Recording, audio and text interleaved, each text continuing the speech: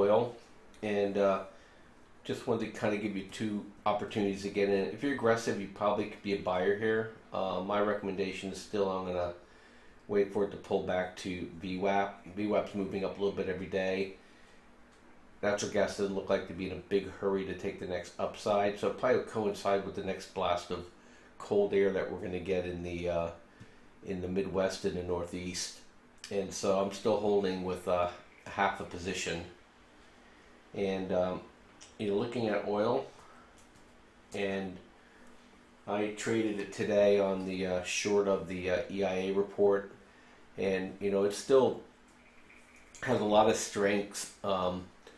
Behind it. It's getting to the point though where the out months where the producers are hedging their book is that it's starting to flatten out there. And what happens is when you're long oil and you're a speculator, you try to sell the out months. Well, if there's no premium differential or not enough of a premium differential, it makes it difficult for you to make money on it especially if you're carrying the oil. So we're getting to a point now where unless people start believing next year the oil prices are going to go up significantly, that I think oil's getting a little toppy here.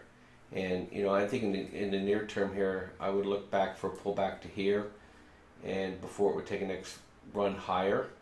But we're going into the bearish season, so at any point in time here, I think oil could roll over for the next 60 days. It's just been a tough trade to short.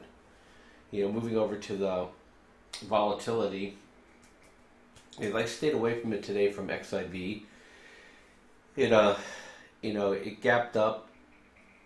It was above VWAP, and I just didn't want to chase it.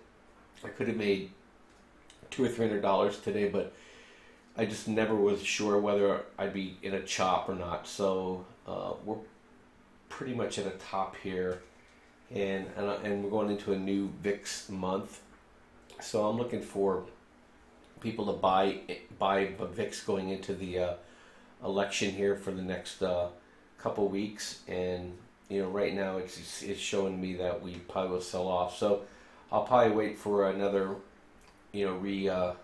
energizing here of the momentum to take another short swing position, and but for right now, just kind of staying away from it. If we look at SPY, SPY went and hit VWAP and coming back down. So that's the other thing that gave me pause today, is that it couldn't get over VWAP, and so the traders that were long here, they took it up to here, and now they're bailing back out. So I'm looking for SPY to roll back down again. If it gets back over the VWAP and starts moving up, then that'll change the trend. But short term, I think next 2 days, at least tomorrow, is going to be would be a red day. Looking at the metals and miners, a little different story is that silver wheat finally broke out of its fib line here, this base it's been building, this rounded bottom, and now I'm looking forward here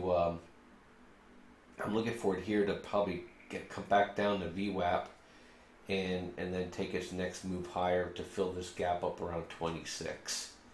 So at this point in time, tell people you want to sell it below 2250, but give it some room here to run, and then when it gets up here, I'm going to reduce position, and the way I reduce position, I'll sell in the money calls on it.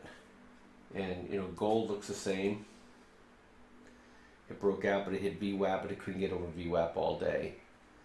And looking at the ags, they're kind of a consolidation day today, but they were up a little bit. Wheat's holding firm here, and kind of an elongated bull flag here, but I don't really consider it a flag. Others might, but wheat's holding up, and the climate news isn't bearish for the grain. So they're starting to get fields that are stuck. They can't get crops out of the ground because it snowed, and it can't get crops in the ground because it's either too dry, too cold, too wet, so on and so forth.